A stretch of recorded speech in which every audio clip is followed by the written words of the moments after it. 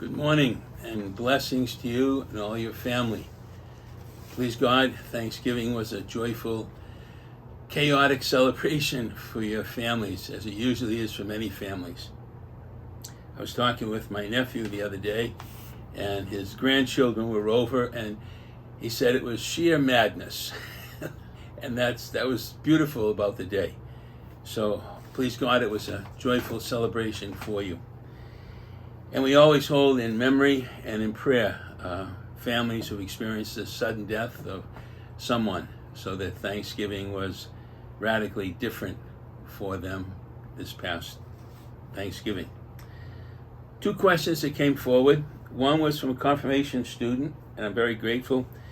Why is the church against abortion even in situations where the mother was unwillingly raped? Well, there are a lot of issues there in that particular question, and it may be hard to cover them all in this short little brief interview. Now, in terms of the church is, in its understanding of the human body, it usually takes about 4 to 6 weeks for the embryo to be planted and a pregnancy really establishing. So you have that window there, and every person, you rely upon the doctor's advice where they are in their particular makeup and what's the level of pregnancy that it may be. The other is, it's important, if there is a pregnancy, then there's life there. And is that given life to be penalized because of some aggression? And the church would say that has to be protected as well. There are some very unusual circumstances that happen. And why would we take another action, a negative action, like the rape was in the first place, and then compound it with removing or destroying the gift of life that is in that beautiful woman's body?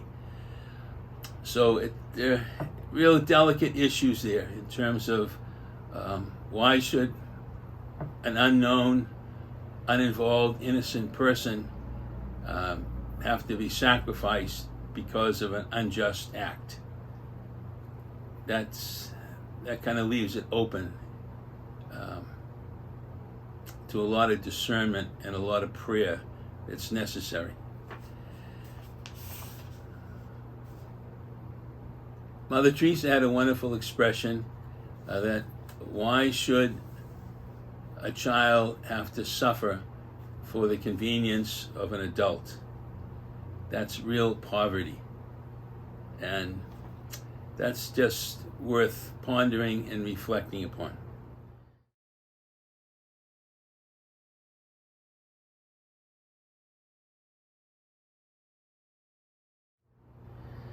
Second question is a little less tenuous or stressful.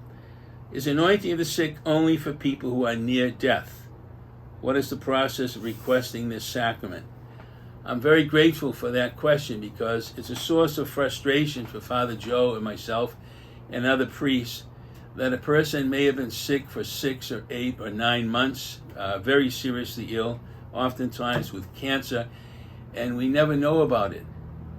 The anointing of the sick is not just for when someone is dying or at the moment of death.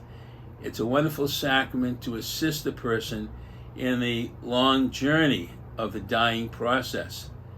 And it's well worth contacting the priest beforehand to let him know, because if you wait at the last moment when the doctor or the hospice person says, well, you better call a priest because your mom, dad, or your loved one has only about 36 hours to live, you may not reach the priest. I may be on another call in Boston, or Father Joe may be away, which he usually is anyway, right? But you can't always count on the last minute that the priest is going to be there. Or I could be sick So anytime someone is undergoing a medical procedure in the hospital, going under anesthesia, please call us and we can celebrate the anointing of the sick to help us as a source of encouragement and hope and strength for the person dealing with their anxiety about having a surgery. And it's taken us a while, and it'll probably take us another generation to realize the anointing or calling the priest for the sacrament of the sick is not just when the person is dying imminently. So please be mindful of that, spread that word. Some parishes, as you know, and we're looking at instituting it ourselves, have anointing masses every month. And we are considering that ourselves as a way of educating the people. Because how many people are going to be listening to this interview? A very small number compared to the 12,000 roughly Catholics that we have in Westford, and probably about 6,000 Catholics we have in Littleton.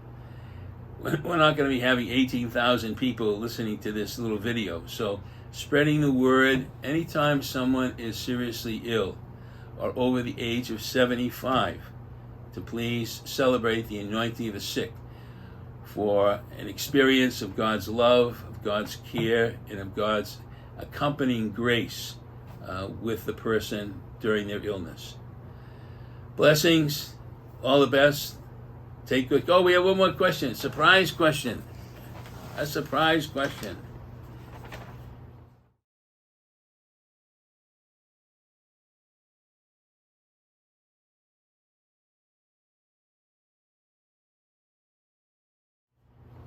What do Father David and Father Joe have to do to make you laugh?